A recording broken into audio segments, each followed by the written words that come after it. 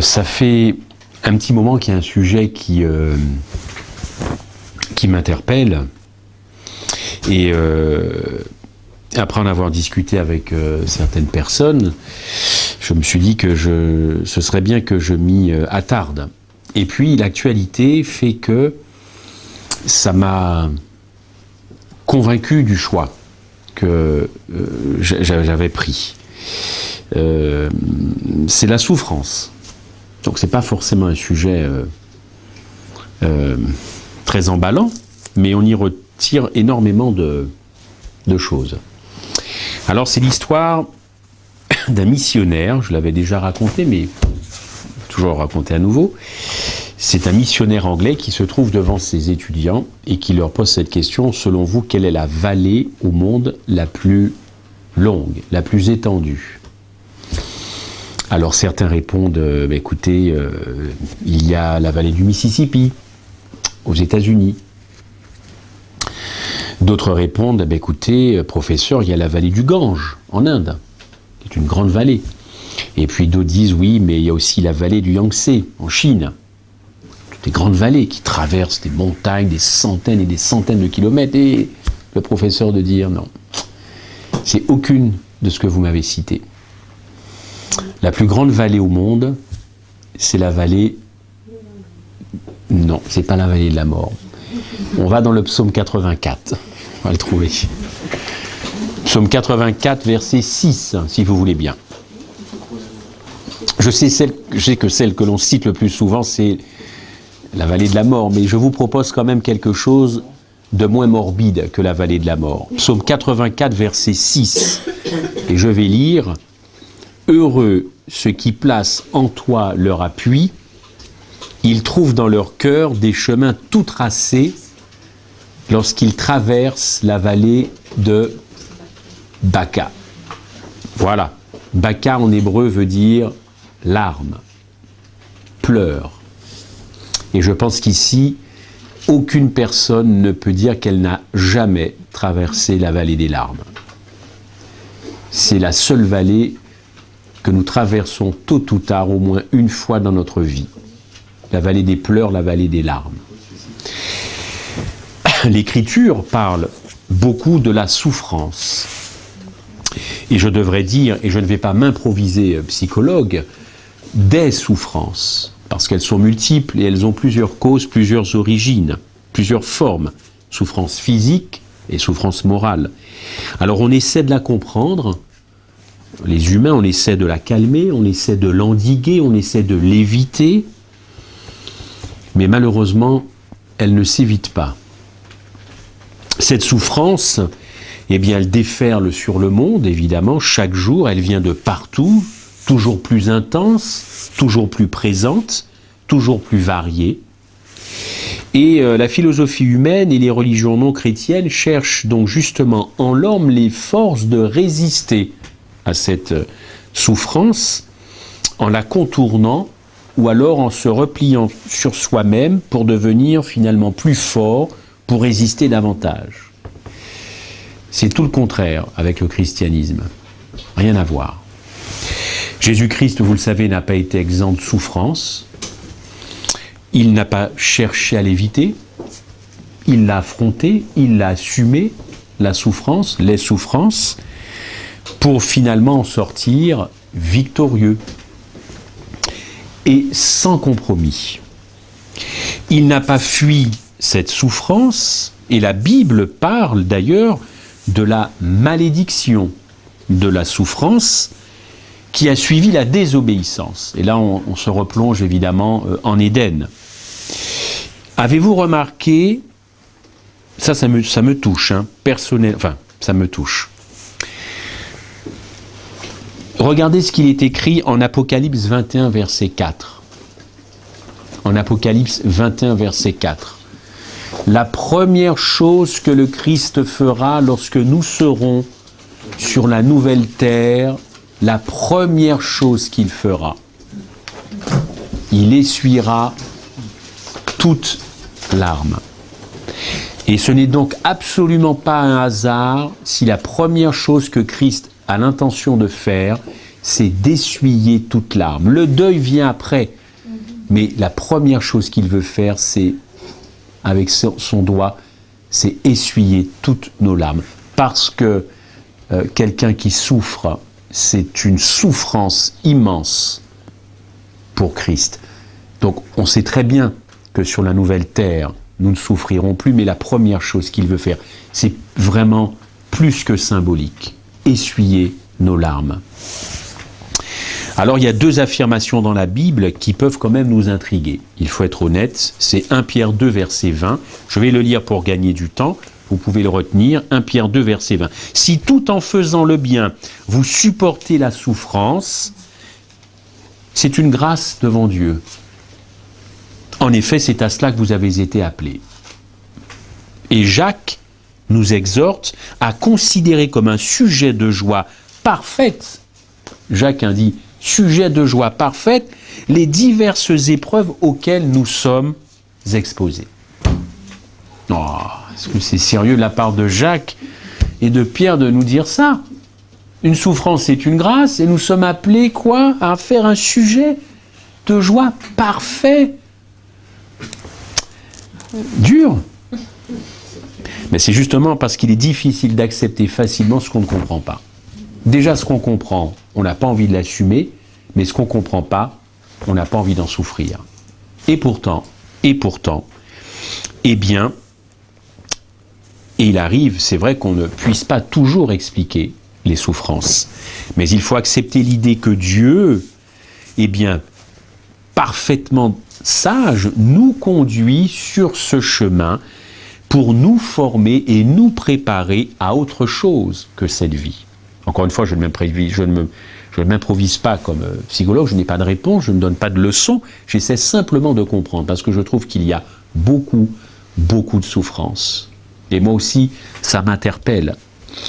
Je réfléchis à pourquoi toute cette souffrance. On est confronté à ce que la Bible nous dit, on constate que Paul nous dit que c'est une puissance, mais si c'est une puissance, peut-elle guérir y compris les souffrances? Et à côté de ça, je sais que c'est formateur, c'est pédagogue, et alors on va essayer de voir cela. Parce que c'est très interpellant de voir toute cette souffrance, et encore une fois, l'actualité, cet accident en Argentine, des rencontres que j'ai pu faire, beaucoup de souffrance, y compris chez les chrétiens, les adventistes. La Bible nous dit qu'une grande partie de nos souffrances sont dues à notre cœur mauvais, à notre incrédulité, à notre jalousie vis-à-vis d'autrui et à notre convoitise. Et si je monte encore un cran au-dessus, un palier au-dessus, alors là, nous souffrons parce que nous possédons effectivement un amour-propre démesuré et un orgueil démesuré également. C'est en partie, eh bien, la cause de nos souffrances. Alors Dieu n'est pas insensible à cela. Il faut le répéter sans cesse et sans cesse, parce que trop de gens claquent, lâchent, abandonnent, démissionnent, parce que justement, ils se sentent bien trop isolés dans cette souffrance. Mais Dieu est là, et il est là sur les souffrances physiques, sur les souffrances morales, comme sur les souffrances collectives. J'entends par là les guerres, les cataclysmes, et les souffrances personnelles, évidemment, il est là. À ce propos, la souffrance aussi de l'indifférence, celle de la perte d'un être cher, qui est complètement déchirant. Regardez ce papa qui a perdu donc son fils, mais 2 mois de cela, sa fille. Il vient vous dire que la vie est injuste, évidemment. La souffrance du manque d'affection. Qui parmi nous ne souffre pas de manque d'affection? Qui n'a pas été à un moment confronté à un manque d'affection dans son enfance et dans les couples? Le manque d'amour, le manque de compréhension. La souffrance de la solitude. Combien de personnes seules dans l'Église? Combien de personnes seules? Combien de personnes seules? Et dans le monde? La souffrance de l'incompréhension qui amène à des drames, qui amène à des séparations et à des ruptures. Et celle de l'hostilité de notre entourage, qui n'a pas été encore une fois confronté à l'hostilité dans sa propre famille génétique, biologique. Et celle de l'Église. Les souffrances que l'Église nous inflige, quand l'Église stigmatise, censure, radie, exclut. C'est vécu aussi comme une souffrance. Un grand protestant a eu cette phrase, l'Église, c'est la seule armée où on abat les blessés, où on achève les blessés. Il faut que l'Église réfléchisse aussi à cela. Dieu n'est pas insensible, hein, je vous l'ai dit, mais alors vous allez me dire, mais qu'est-ce qu'il fait? Qu'est-ce qu'il fait? Tant de prières non exaucées pour sortir de ça? Eh bien écoutez, il faut regarder à la croix. Encore une fois, il faut y revenir à cette croix. Quel privilège de faire partie de la cohorte, cette nuée de témoins qui se trouve dans la Bible et qui a fait peu cas de la vie ici-bas. Beaucoup de renoncements, peu de cas de la vie ici-bas, du confort, des aises et du bonheur humain. Christ nous demande de partager avec lui cette souffrance si nous voulons un jour être dans sa gloire. Et la souffrance dans la Bible, elle est à toutes les pages. Si je prends ce petit texte, la souffrance a été l'apanage du peuple de Dieu depuis le martyre d'Abel. Les patriarches ont été appelés à souffrir pour leur fidélité à Dieu et leur attachement à ses commandements. Le grand chef de l'Église a souffert pour nous. Ses premiers apôtres et la primitive Église ont souffert. Des millions de martyrs ont souffert. Et les réformateurs ont souffert. Or, pourquoi nous qui possédons la bienheureuse espérance de l'immortalité que nous réaliserons lors du prochain retour du Seigneur, reculerions-nous devant une vie de souffrance? S'il était possible d'accéder à l'arbre de vie qui est au milieu du paradis de Dieu sans passer par la souffrance, nous ne jouirions pas d'une si riche récompense, pour laquelle nous n'aurions pas souffert. La gloire nous éblouirait. Nous serions confus en présence de ceux qui auraient combattu le bon combat. Ça m'a rappelé un certain personnage biblique, couru avec persévérance dans la lice et qui seraient emparés de la vie éternelle. Mais ceux-là seuls y auront une place, qui auront, comme Moïse, préféré être affligés avec le peuple de Dieu. La souffrance, si vous le permettez, provient d'une transgression de la loi. Nous, nos ancêtres, nos entourages, il s'agit bien d'une transgression de la loi. Mais nos souffrances ne sont pas une menace que Dieu brandit pour faire respecter sa loi d'amour. Pas du tout. C'est un moyen dont il se sert pour nous remettre sur le droit chemin. Qu'on ne confonde pas, qu'on n'accuse pas Dieu de n'importe quoi. Ce n'est pas un bâton pour nous faire revenir, c'est un moyen, afin effectivement que les souffrances se calment. Mais attention, car nous sommes du coup sur un terrain glissant, c'est croire que nos souffrances expient nos fautes. Il y a ça aussi, on l'entend parfois. En effet, c'est faire un faux christianisme que de penser cela. Ce n'est pas parce qu'une personne souffre beaucoup qu'il lui sera beaucoup pardonné. Évidemment. La Bible enseigne que seule l'expiation offerte par Christ est valable. Jésus, par sa mort, a effacé la culpabilité de nos fautes et non les conséquences de nos fautes. Parce que s'il avait aussi effacé les conséquences de nos fautes, mais nous retomberions,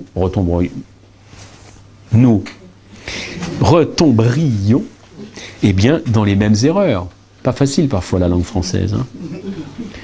Donc oui, la culpabilité, mais les conséquences, nous les subissons. Oui, le pardon, oui, mais nous vivons encore ces conséquences. Dieu merci. Et oui, il faut le dire. N'oublions pas que Dieu a accepté de lier son sort à celui de l'humanité par son Fils. Dieu a donné son Fils, il ne l'a pas prêté. C'est un don, hein, Jean 3, 16. Alors, cette vallée de Baca, la vallée des pleurs, la vallée de la souffrance, la vallée des larmes. Il est toujours étonnant de voir que l'homme, le chrétien, cherche quelque part un appui à ses souffrances, un appui sa famille, ses amis, le cadre où il vit, ses collègues, ceux qui pensent à lui, son église, son syndicat. Il cherche un appui parmi toutes ces personnes. Seulement ces appuis peuvent être décevants, être superficiels, dépendant aussi des circonstances. Il est un appui qui ne manque jamais. Si on a appris à le rechercher, c'est celui que Dieu lui-même offre.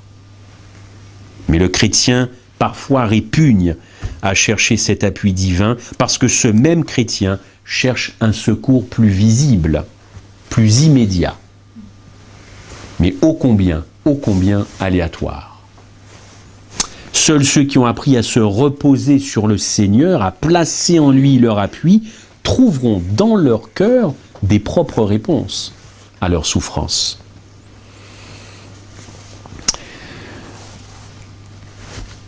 Une des joies les plus pures que nous puissions éprouver ici-bas, c'est de savoir que nous pouvons aider quelqu'un qui est dans la peine. Pour continuer à aider cette personne dans cette course chrétienne, à relever cette personne. C'est pas moi qui le dis, c'est Paul. Dans 2 Corinthiens 1, verset 3-7, regardez ce que Paul nous dit fort justement. C'est merveilleux. 2 Corinthiens 1, 2 Corinthiens 1, 3 au verset 7, 3 à 7, je vais le lire. Béni soit Dieu le Père de notre Seigneur Jésus-Christ, le Père des miséricordes et le Dieu de toute consolation. Regardez déjà, premièrement, consolation, qui nous console dans toutes nos afflictions, afin que par la consolation dont nous sommes l'objet de la part de Dieu, nous puissions consoler ceux qui se trouvent dans quelque affliction. Car de même que les souffrances de Christ abondent en nous, de même notre consolation abonde par Christ. Si nous sommes affligés, c'est pour votre consolation et votre salut. Si nous sommes consolés, c'est pour votre consolation. C'est bien pour pouvoir consoler les autres que nous-mêmes, nous sommes éprouvés. Il n'y a pas d'égoïsme dans la souffrance, contrairement à ce qu'on pourrait penser. Et ceux qui veulent systématiquement attirer le regard des autres sur leur propre souffrance, si je remets mon cerveau en place en lisant ça, c'est de l'égoïsme quelque part. On veut s'emparer le plus de monde possible pour sa cause et pour avoir pitié de ma souffrance, mais je vais faire quoi par rapport à l'autre qui souffre aussi? Parce qu'il y a des gens qui souffrent en silence, on ne les entend pas ceux-là. Puis vous avez ceux qui souffrent en silence, ça fait des années qu'on prie pour eux, la situation ne bouge pas. Mais eux, par contre, on sait qu'ils souffrent. Hein. Oh, qu'est-ce qu'on sait qu'ils souffrent? Et puis à côté, là, celui qui ne parle jamais de lui, mais qui souffre. Si nous souffrons, comme dit Paul, c'est pour pouvoir aider les autres. Donc il n'y a pas d'égoïsme, il n'y a pas d'égocentrisme. C'est Paul. Hein. Si vous n'êtes pas d'accord avec moi, vous n'êtes pas d'accord avec Paul. C'est bien, encore une fois, pour consoler les autres que nous passons par l'épreuve. Cependant, Dieu ne nous demande pas, si vous avez bien lu le psaume 84, qu'est-ce qu'il ne nous demande pas de... Qu'est-ce qu'il est dit dans le psaume 84 à propos de la vallée de Baca? Psaume 84, il y a un verbe qui devrait faire tilt. Psaume 84, voilà. Dieu ne nous demande pas de demeurer dans cette vallée de Baca. Il nous demande de traverser cette vallée de Baca.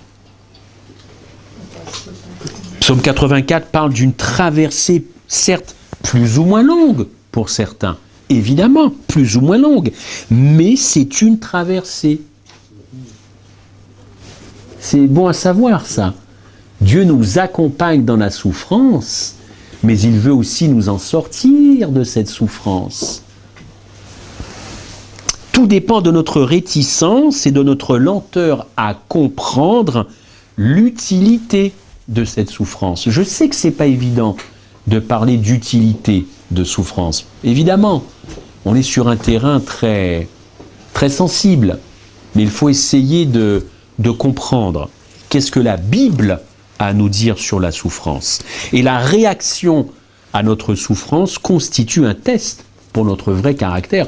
Tout le monde ne réagit pas de la même façon à la souffrance physique ou à la souffrance morale. Vous en convenez, évidemment. Si nous accordons à notre peine une attention exagérée, si nous nous apitoyons complaisamment sur nous-mêmes, si nous recherchons les autres à contraindre les autres par notre souffrance, alors du coup on s'enfonce dans l'égoïsme. C'est ce que je vous disais un petit peu tout à l'heure. Comprenez-moi bien, partagez sa souffrance avec quelques-uns. D'ailleurs, c'est Paul qui le dit, je me réjouis avec ceux qui se réjouissent et j'ai de la peine avec ceux qui ont de la peine. C'est pas là mon propos. Hein. Quand on souffre, on a un besoin élémentaire de se confier. Quoi de plus naturel? On partage ça en famille, en groupe, en amis, voilà. Mais il ne s'agit pas de ça. Il s'agit de rester dans cet état, d'en faire un maximum de publicité mais de demeurer dans cette vallée de Baca. Or, la Bible est très claire, il nous faut la traverser. Dieu ne prend pas de plaisir à voir souffrir ses enfants, il nous accompagne pour nous en sortir. Mais quel serait le Dieu que nous confessons de nos bouches pour nous maintenir dans cette vallée toute une vie? C'est une vie qui risque d'être longue, même si en général on dit que la vie est courte. Souffrir, ça rallonge des années, hein, moralement. Vous en convenez, j'espère. Donc attention, parce que là encore, le malin subtilement agit sur nos souffrances pour nous rendre encore plus égoïstes qu'avant. Si au contraire nous regardons autour de nous et nous projetons nos efforts vers les autres, en un mot, si nous renonçons à nous-mêmes, alors cette souffrance portera du fruit. Et finalement, ce sera un peu comme de l'auto-guérison. C'est l'autre finalement qui va m'aider, je suis en train de l'aider, mais il va m'aider moi-même à m'en sortir. Ne sommes-nous pas tentés de reprendre à notre compte parfois cette question de l'homme de la rue? Vous connaissez cette phrase, qu'ai-je fait, ô bon Dieu, pour que cela m'arrive? Qui n'a pas entendu ça une fois dans sa vie? Ou alors, qu'ai-je fait pour tant souffrir? N'est-ce pas? Écoutez, ceux qui raisonnent ainsi se sont en général très peu préoccupés de Dieu quand tout allait bien dans leur vie. C'est une attitude très humaine, mais c'est très très injuste envers Dieu.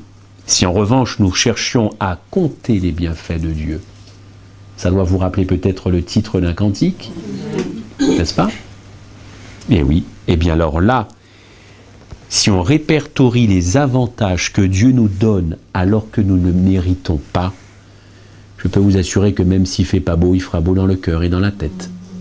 Parce que nous ne méritons pas tout ce que Dieu nous donne. Et là, effectivement, si on regarde d'abord ça, compte les bienfaits de Dieu. Effectivement, cela permettrait de porter nos regards sur les souffrances des autres. Que de fois l'homme n'a pas murmuré « si j'avais su, si j'avais su, si c'était à recommencer ». N'avez-vous jamais entendu cette phrase, même dans la bouche d'un chrétien? Si c'était à recommencer. Le problème, chers amis, c'est qu'on ne peut pas revenir en arrière. Et on ne peut pas effacer nos regrets. Ça ne s'efface pas, c'est indélébile. Il faut dire que notre nature égoïste nous pousse à suivre nos voies, pas celles de Dieu. Mais Dieu continue de nous éclairer sur nos déficiences malgré nos mauvais choix. Jésus lui-même a connu de terribles souffrances, de terribles combats contre l'ennemi. Et il n'a jamais promis que le christianisme était une assurance antidouleur.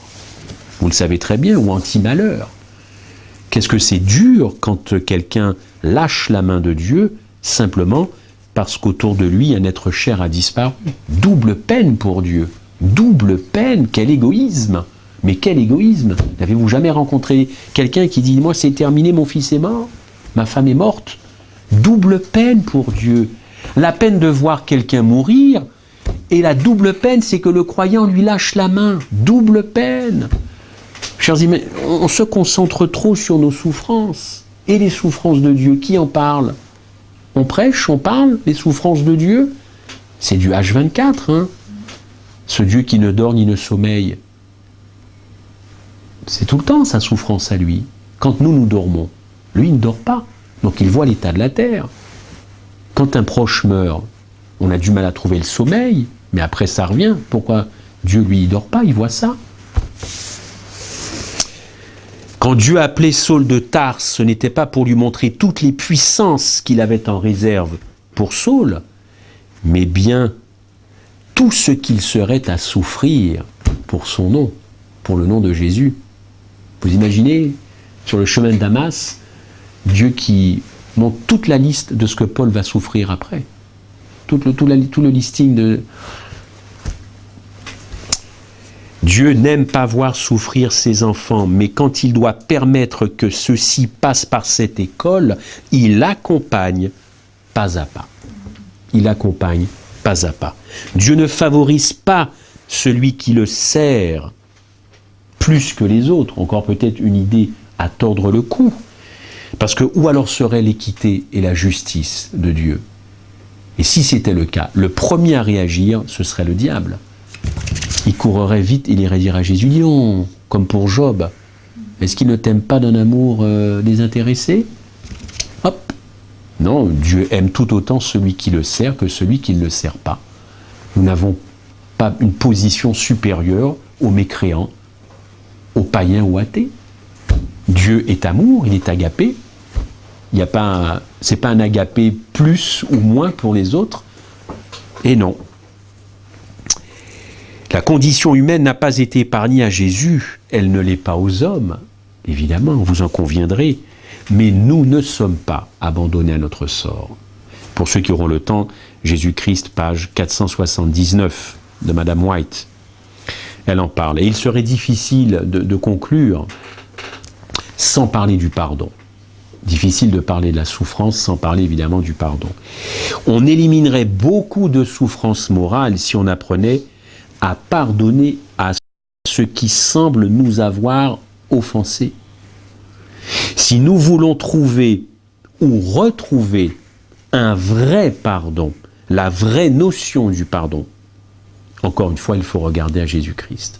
Parce que la notion du pardon a été dégradée. Le vrai pardon biblique, ce n'est pas le pardon que l'on entend, ou même qui est pratiqué. Le vrai pardon, ça demanderait encore une étude.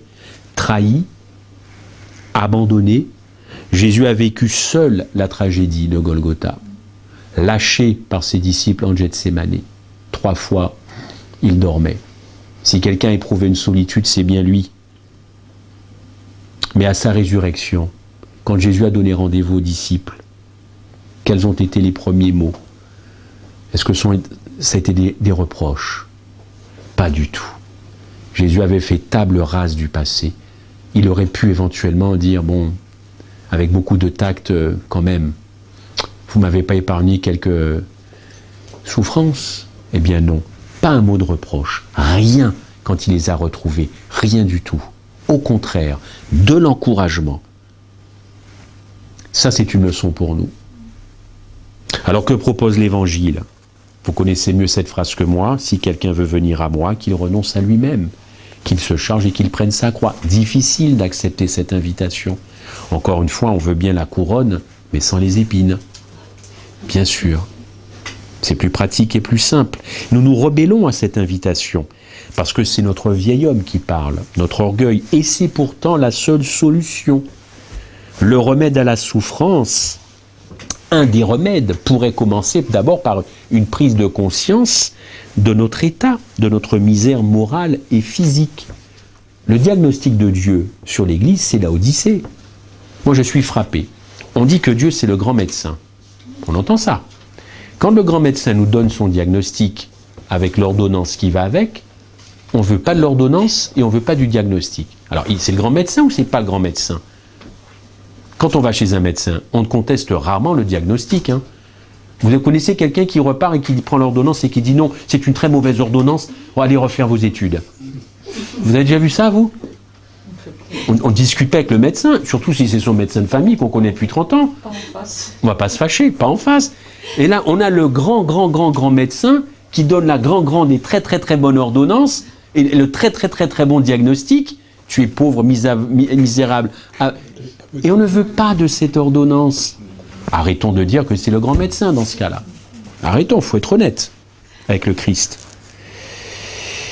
Et quand on a pris conscience de sa misère morale et spirituelle, eh bien cela entraîne une repentance.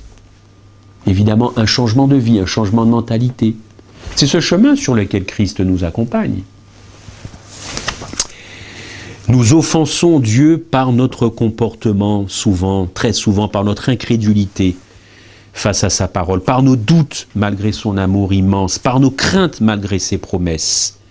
Nous le déshonorons et lui souffre. Et lui, il souffre en silence. Pas de publicité, pas de texto. Vous avez reçu un texto de Dieu qui vous dit « prie pour moi ». Par contre, nous, on s'envoie dès qu'il y a un truc « prie ». Dieu souffre en silence. Souffre en silence. Il souffre, lui. Ce que Dieu redoute le plus, peut-être, et ça c'est très personnel, c'est de voir l'homme s'enfoncer dans sa propre justice. Je vous disais tout à l'heure qu'il y a des souffrances qui sont dues à notre égoïsme, notre jalousie, nos envies, Voilà. Il y a quand même une souffrance qui est terrible pour Dieu, c'est de voir l'homme continuellement lui opposer sa propre justice. Ah, tu comprends, moi, je me suis fait tout seul, hein. La formule anglaise, self-made man. Construit tout seul, besoin de personne.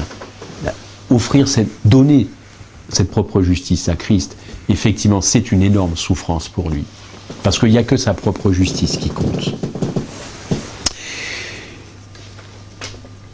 Et peut-être que pour conclure, puisque le temps passe vraiment très très vite, il y a des choses dans la vie que nous pouvons en tout cas pratiquer, en tout cas réfléchir. Je vous donne un exemple. La simplicité, la sobriété, le désintéressement, l'humilité peuvent nous aider à faire disparaître certaines de nos souffrances. Un mode de vie, si vous permettez cette expression.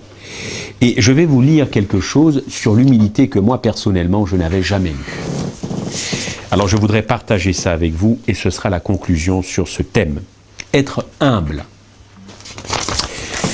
c'est ne rechercher aucun déshonneur de ce monde. Déshonneur en deux mots, vous l'avez compris, déshonneur de ce monde.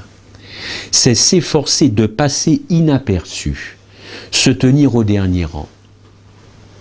Être humble, c'est s'abstenir d'énumérer ses mérites et se tenir dans la position du pauvre pécheur de la parabole du péager.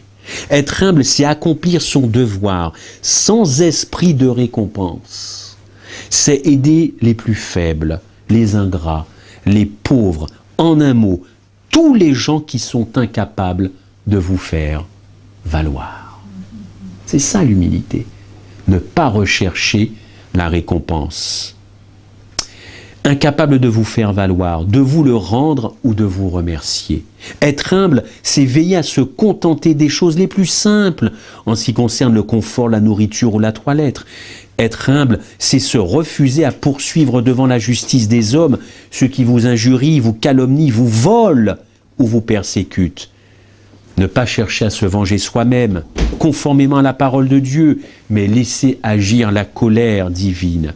Être humble, c'est tuer en soi tout germe de satisfaction orgueilleuse et sensuelle.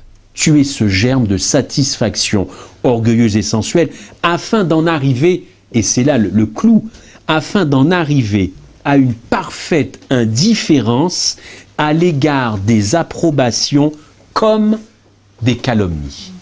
Vous êtes concentrés, vous entendez la fin de ça, c'est-à-dire être indifférent à l'égard des approbations comme des calomnies. Chers amis, je n'ai pas eu la prétention ce soir de venir avec des réponses sur la souffrance, sur les souffrances. Mais en tout cas, la Bible nous montre que nous possédons un Dieu qui ne nous laisse pas dans cette indifférence que nous pourrions peut-être éprouver en matière de souffrance. Je suis seul. On est peut-être seul physiquement, peut-être, je ne conteste pas cela, mais Dieu est là et Dieu souffre tout autant que nous. Et ce n'est pas un plaisir de le voir ses enfants souffrir. Et n'oublions jamais que nous sommes là pour, dans la souffrance, apprendre. N'est-ce pas? On dit bien que dans l'effort, on apprend des choses.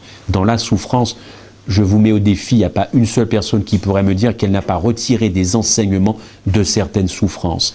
Mais seulement cette vallée des larmes, cette vallée de Baca, nous devons la traverser. Nous ne sommes pas appelés à rester dans cette vallée des larmes, la plus grande vallée au monde. Que Dieu nous permette de fixer nos regards sur lui parce que c'est lui qui souffre. Et comme nous souffrons, ayons l'assurance de sa présence tout le temps et de son soutien. Et surtout, ne lâchons pas, ne lui infligeons pas cette peine de tout lâcher au prétexte qu'on ne le voit pas, on ne le touche pas et on ne le sent pas. C'est faux. Que Dieu nous aide à comprendre cela. Voilà. Merci.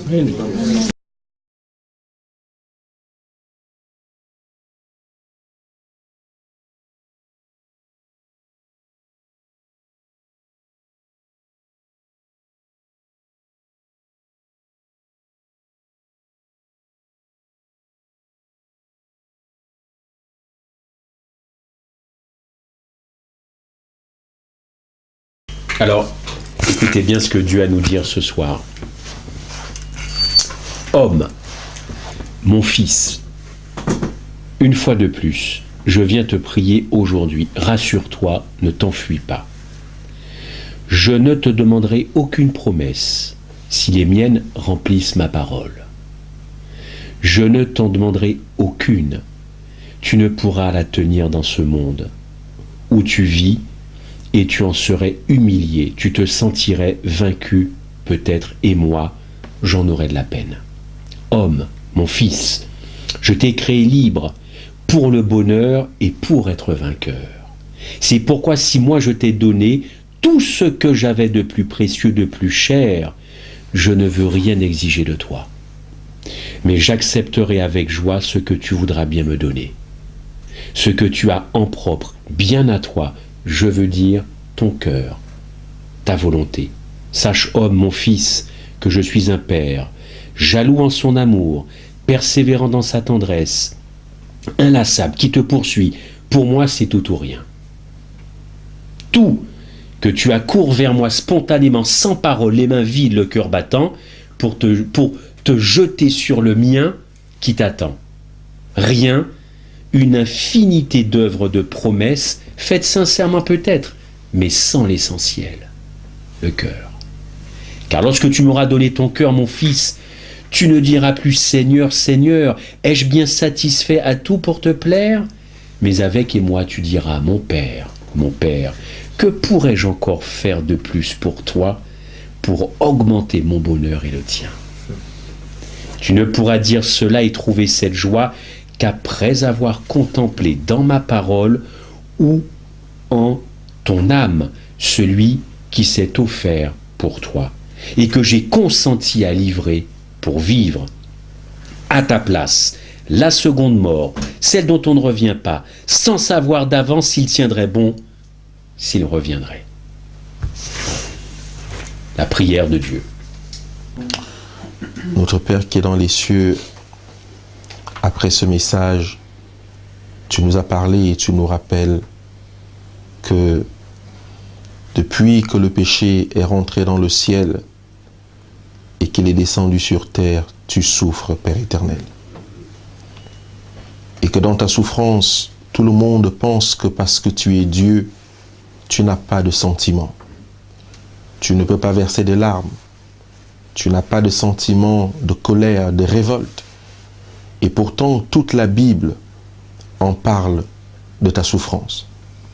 Tu es obligé de voir le péché. Même si la parole de Dieu dit, ta parole dit que tes yeux sont trop purs pour regarder le mal. Mais tu es obligé de regarder ce que tu as créé. Voir quelquefois comment les hommes vont à la perdition et tu deviens impuissant parce que tu ne peux toucher à notre volonté. Ô Père éternel, si nous étions des anges, ou même le Fils ou l'Esprit, qui pourrait se rapprocher de toi et essuyer tes larmes comme tu prévois essuyer les nôtres, tu sais que certains d'entre nous, ou tous, nous l'aurions fait. Mais nous sommes tellement pécheurs, même repentants, que ta sainteté pourrait nous détruire, notre Père. Alors nous comprenons ta grâce et nous voulons te prier de nous aider, Père éternel, à t'aimer de tout notre cœur, de toute notre âme et de toute notre pensée, de telle façon que cet amour pour toi puisse nous permettre de comprendre ce que tu vis, car tu l'as pourtant dit que tu es un Dieu jaloux, qui ne partage son amour et sa gloire avec personne d'autre que ses enfants. Notre Père qui est dans les cieux, nous te demandons pardon parce que nous t'avons toujours considéré uniquement comme Dieu. Nous ne souffrons pas, Seigneur. Nous voulons aussi entrer dans ta compréhension de la souffrance. Et tu l'as démontré, Seigneur, en faisant crucifier ton Fils pour nous, pour te montrer l'horreur, pour nous montrer l'horreur du péché.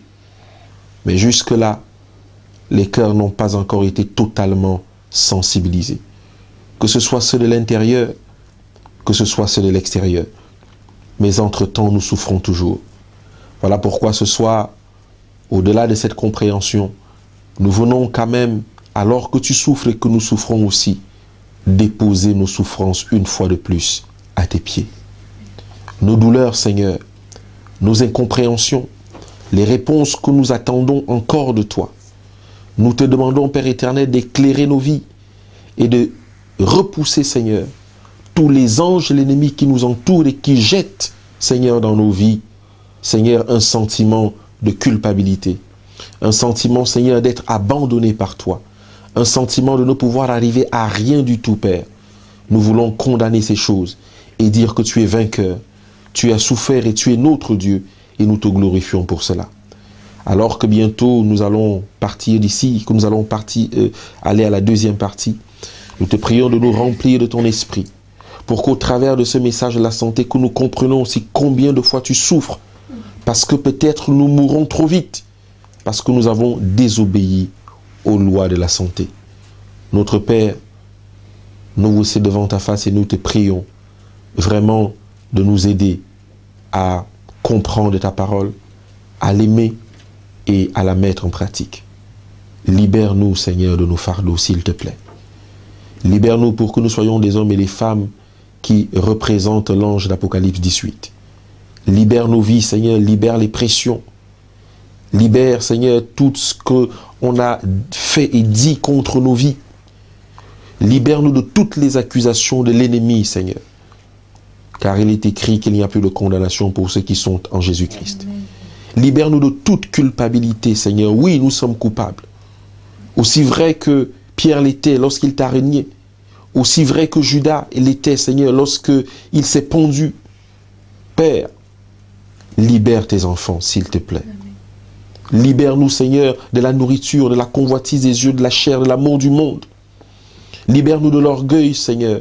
Libère-nous de la médisance. Libère-nous du moi, Père éternel, pour que ta souffrance s'amoindrisse un tout petit peu pour ta gloire. Notre Dieu, nous te remercions pour cet instant.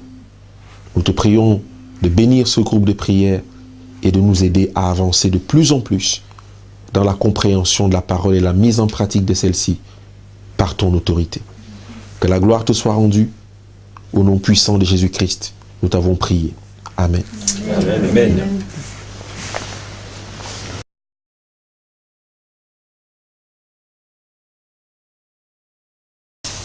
Alors, c'est bien parce que, en fait, là, le Seigneur, il fait tout bien. Je pense que là, c'est une continuité. Donc, ce soir, je vais vous parler du stress. Parce que nous parlions du cerveau, hein, on continue. Le stress. Et donc, c'est bien parce que ça fait, voilà, on parlait de souffrance. Maintenant, le stress, c'est vrai qu'on en parle beaucoup, de plus en plus, hein, plus ça va, plus les gens sont stressés.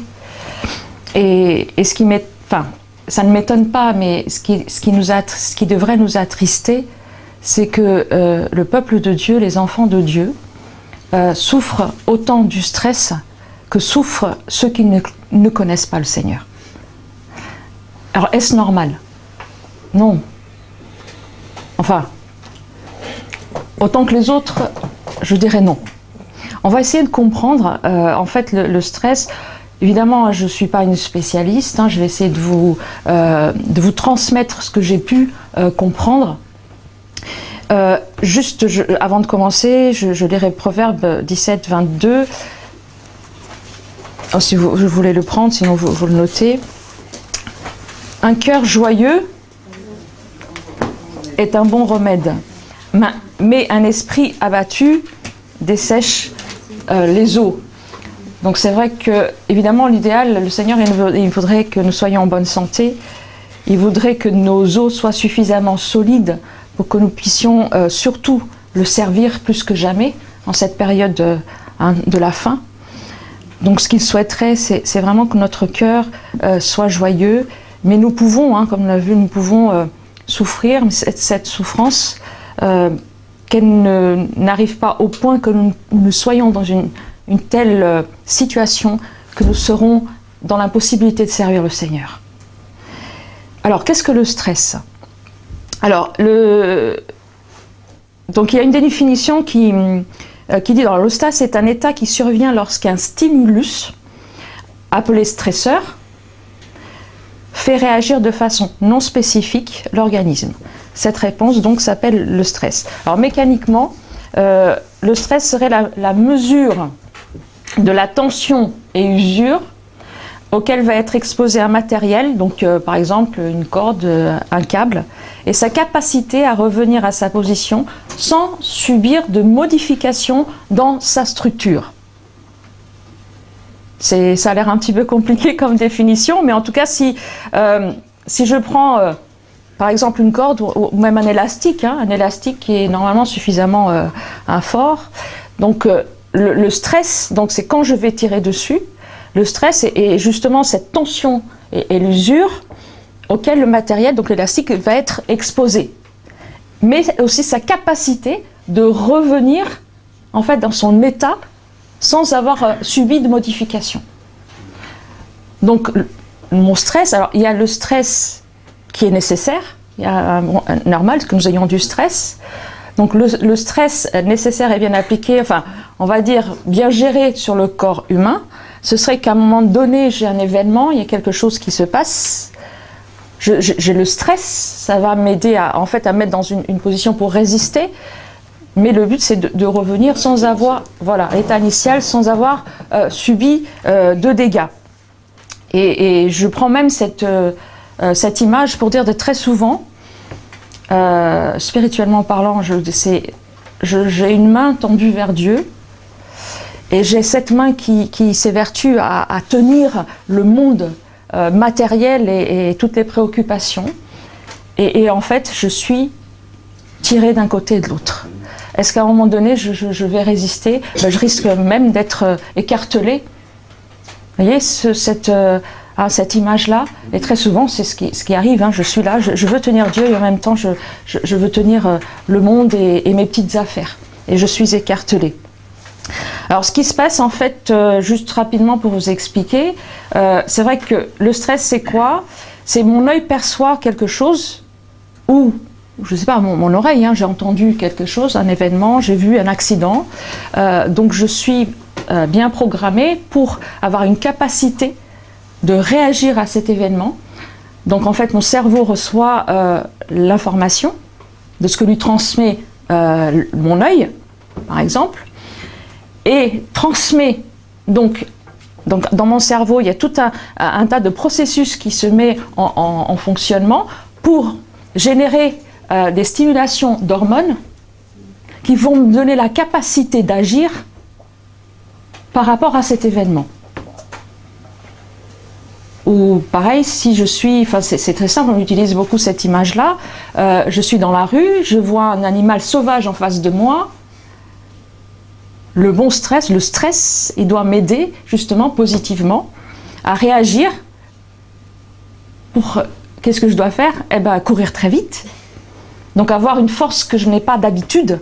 Donc en fait, mon cerveau va envoyer des messages à tout mon système hormonal pour changer, en fait, pour faire en sorte qu'il y ait de l'adrénaline, qui va dire au foie de balancer toutes sortes de choses, le glucose par exemple pour avoir de l'énergie, aussi au système, mon système adipeux pour libérer même des graisses, pour donner toute la force qu'il faut à mes muscles pour pouvoir courir très vite, pour pouvoir grimper un arbre. D'accord? Mais le but, c'est qu'une fois que j'ai fait ça, le petit animal il m'a laissé tranquille, je redescends de mon arbre, je me calme. Donc, non mais c'est ça, c'est juste pour que vous compreniez.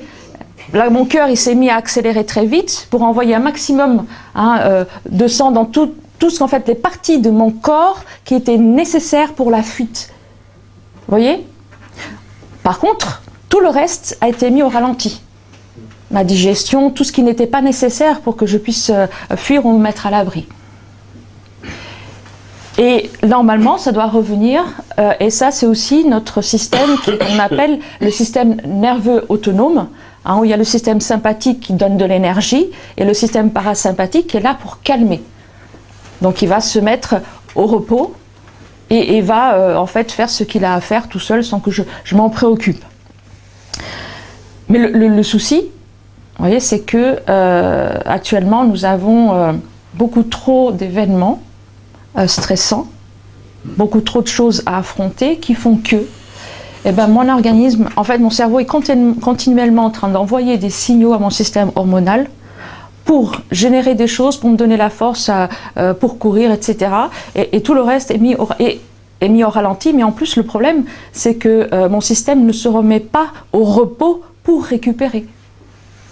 Donc il va y avoir tout un tas de choses, je ne vais pas vous donner les détails, mais ça va générer un stress, c'est-à-dire un stress aussi au niveau de mes organes, de mes cellules, le fonctionnement qui va être des organes qui va être ralenti, qui ne va pas faire son travail correctement, je n'ai plus de digestion. D'ailleurs, quand vous avez un gros stress, vous avez l'estomac qui se noue, vous avez, parce que, et souvent même, alors surtout, et ça c'est le conseil que je vous donne en même temps, normalement quand nous avons un événement stressant, nous sommes préoccupés, quand il y a quelque chose, un événement quelconque, surtout ne mangez pas. Parce que souvent, nous avons cette... pour compenser un petit peu le stress ou le malheur, etc., on a plutôt tendance, alors ceux qui fument vont chercher une cigarette, ceux qui boivent vont chercher un verre d'alcool, ceux qui ne font pas tout ça, ils vont ouvrir l'armoire et chercher la tablette de chocolat pour compenser, ou vont manger tout ce qui leur tombe sous la main. Or, ça c'est terrible, parce qu'à ce moment-là, votre estomac et votre intestin ne sont pas du tout en fonctionnement. Donc ça va causer beaucoup de dégâts. Votre digestion, elle ne fait pas son rôle. Donc surtout ne pas manger quand nous sommes en état de stress. Par contre, boire beaucoup, pour évacuer le plus possible de toxines. Alors il faut, donc souvent il faut à chaque fois savoir à quel ennemi nous avons affaire pour pouvoir le combattre. Alors, il y a différentes causes de stress. Alors, il y a les événements heureux et les événements malheureux. Parce que même un événement heureux comme une naissance, le mariage, tout cela, ce sont des causes du stress de notre vie. Mais il y a aussi, malheureusement, des choses, des pertes d'emploi, des accidents, les décès, le licenciement, problèmes financiers, problèmes relationnels, maladies, problèmes dans l'église, nous savons tous, toutes ces choses-là apportent un stress permanent. Mais dans tout ce qui est positif, parfois aussi, même un nouvel emploi. Un nouvel emploi, nous allons à un entretien, c'est terrible, le nœud à l'estomac, on ne dort pas la nuit, on ne sait pas comment on va parler en face de son futur employeur, tout ça c'est terrible. Donc, tout ça, en fait, il y a des symptômes et des maladies qui vont résulter du stress.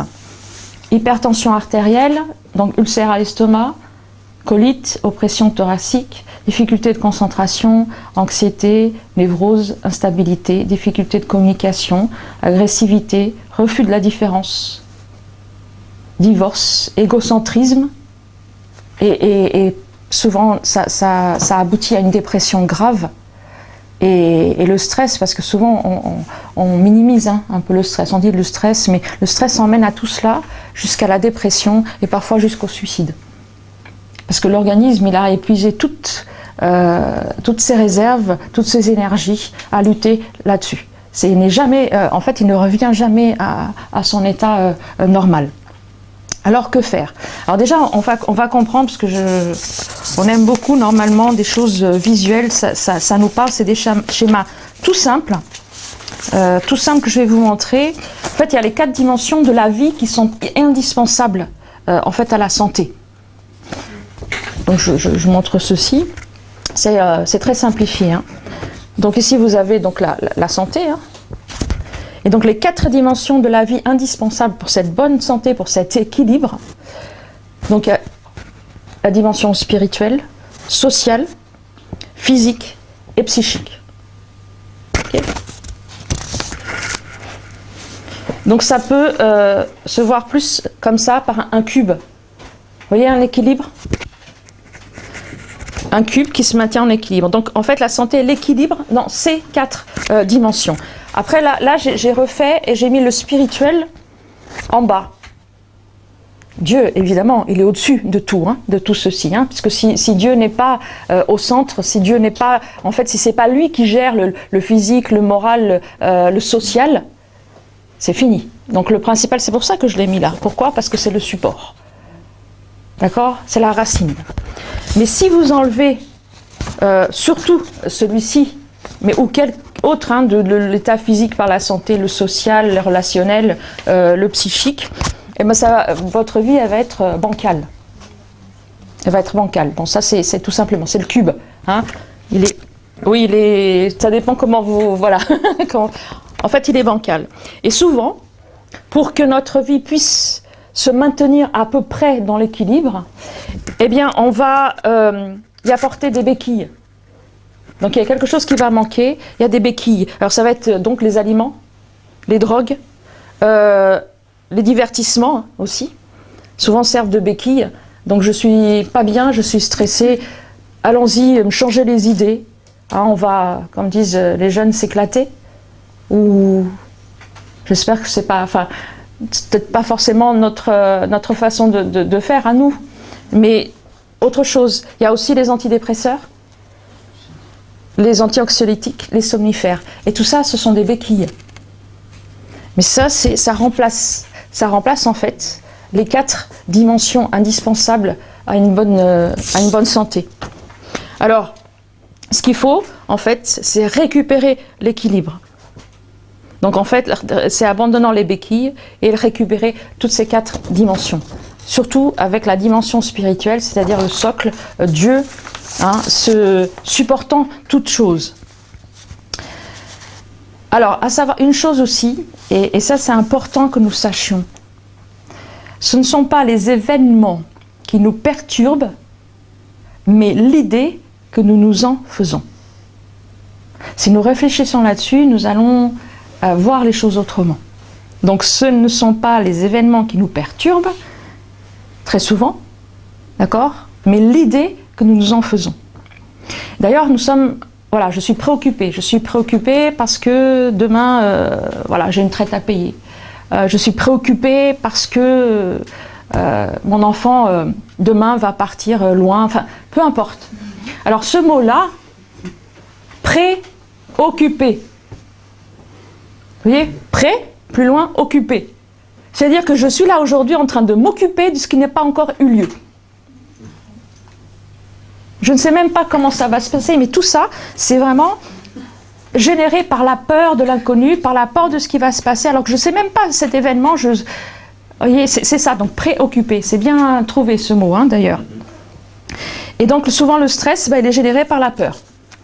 La peur de l'inconnu, la peur de faire du mal, la peur de la situation, la peur d'être mal jugé, la peur de ne pas réussir, la peur de manquer de ceci, la peur de manquer de cela. Alors que la parole de Dieu, elle nous dit dans 1 Jean 4, verset 18, « La crainte n'est pas dans l'amour, mais l'amour parfait bannit la crainte ou la peur. Car la crainte suppose un châtiment, et celui qui craint n'est pas parfait dans l'amour. » Alors, comment justement je vais gérer ce stress? Comment est-ce que je vais y faire face? Alors, faisons attention, parce que beaucoup de personnes suggèrent de gérer le stress par des méthodes anti-stress, des méthodes zen, des méthodes yoga, de la relaxation.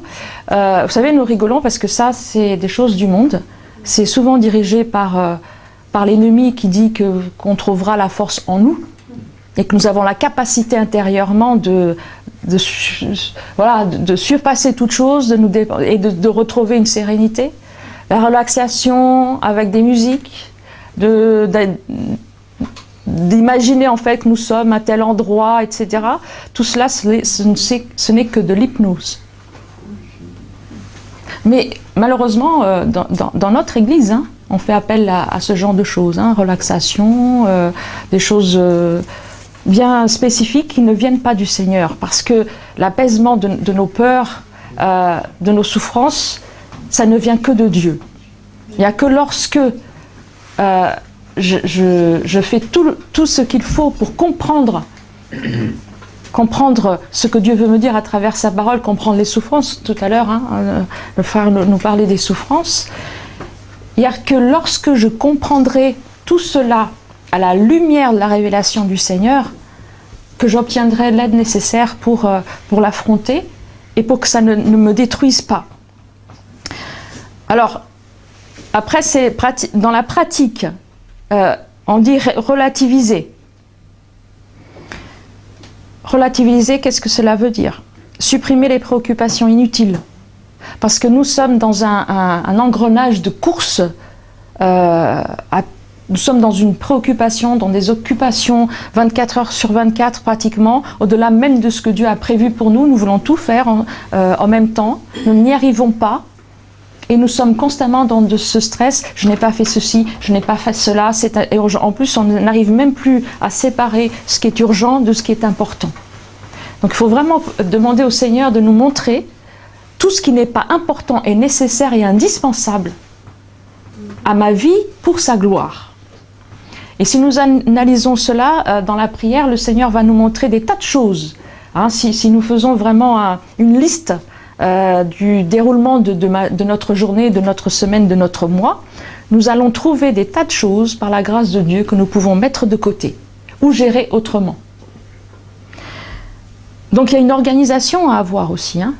C'est-à-dire que chaque chose, souvent c'est dans la pratique, c'est chaque chose à sa place qui m'éviterait de perdre beaucoup de temps parfois. Je peux perdre un temps considérable à chercher ce que je n'ai pas mis à sa place. Mais c'est des petites choses au quotidien, hein, mais qui peuvent générer un stress, qui nous font perdre de l'énergie, de la paix, etc. Le mode de vie. Un mode de vie, donc les 8 lois de la santé, si j'apprends à avoir vraiment un temps de repos, du temps avec Dieu, hein, venez aller à part avec Jésus, comme il a dit à ses disciples, et après descendre de la montagne pour le servir, mais rester avec Jésus.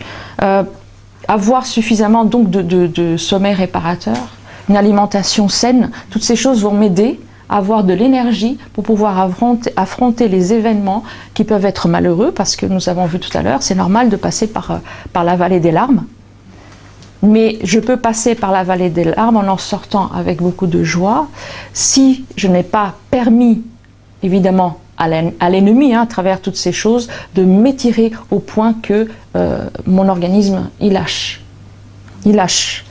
Il lâche tellement que souvent j'arrive à une dépression tellement grave que je ne peux même plus ouvrir la parole du Seigneur.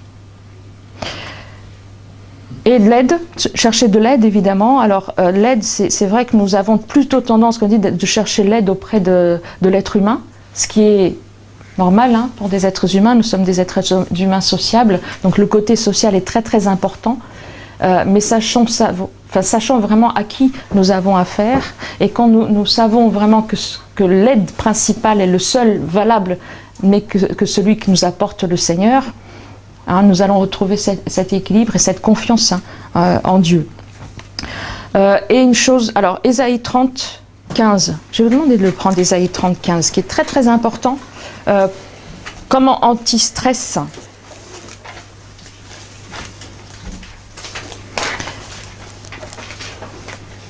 Ésaïe 30, 15. Car ainsi a dit le Seigneur, l'Éternel, le Saint d'Israël. C'est en retournant à moi et en demeurant tranquille que vous serez sauvés.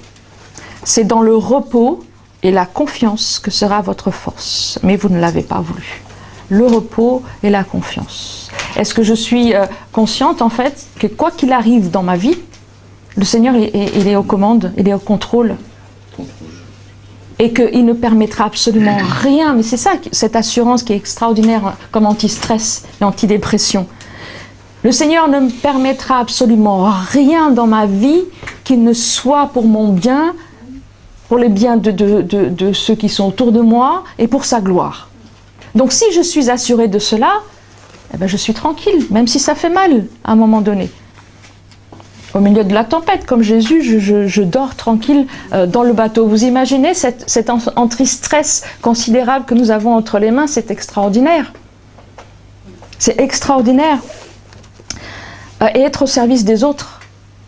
Donc tourner les yeux vers les autres, vers le service.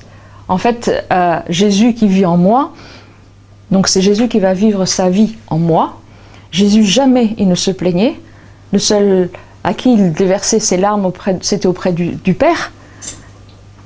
mais regardez, c'était le service, c'est toujours vers l'autre. Et Madame White, dans Équilibre mental et spirituel à la page 844, dit ceci.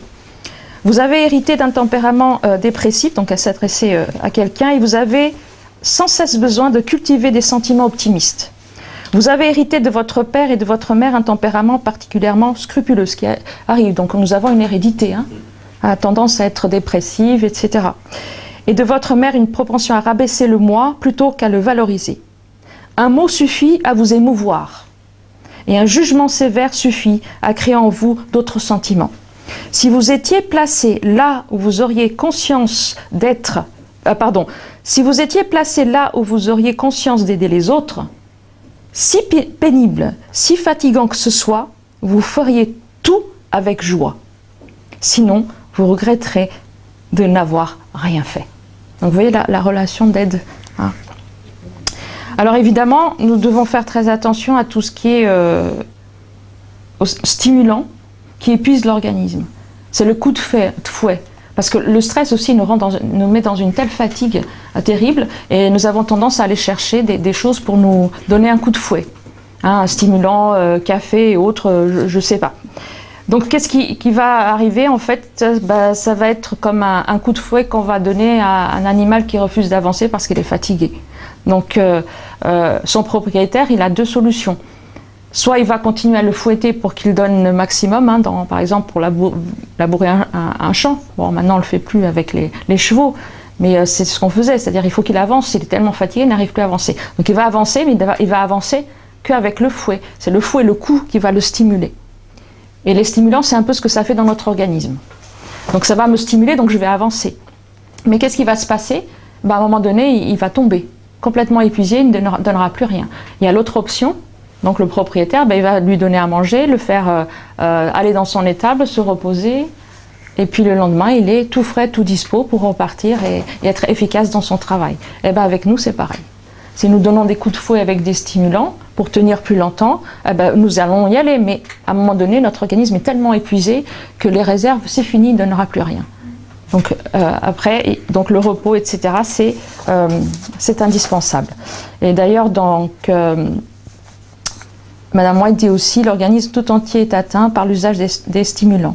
Donc il affecte l'organisme tout entier.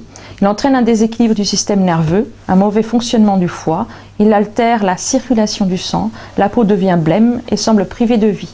L'esprit aussi se trouve atteint. Ces stimulants provoquent en premier lieu une activité excessive du cerveau, puis le laissent ensuite plus faible et moins capable d'efforts qu'auparavant.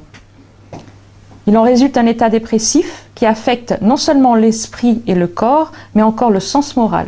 C'est pour cela que nous voyons des hommes et des femmes nerveux, ayant un jugement malsain et un esprit déséquilibré.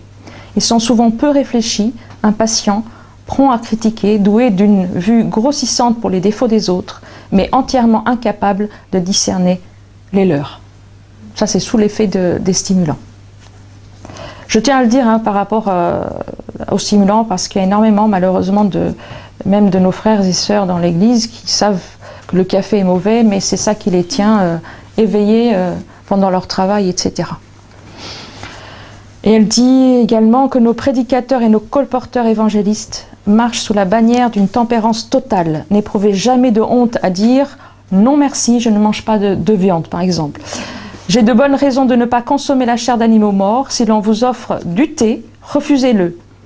En présentant les raisons de votre attitude, montrez qu'il est nocif et que son effet stimulant est de courte durée et qu'il est suivi d'un effet dépressif correspondant. Évidemment, après, il y a d'autres produits qui vont nous emmener beaucoup plus de fatigue, de stress.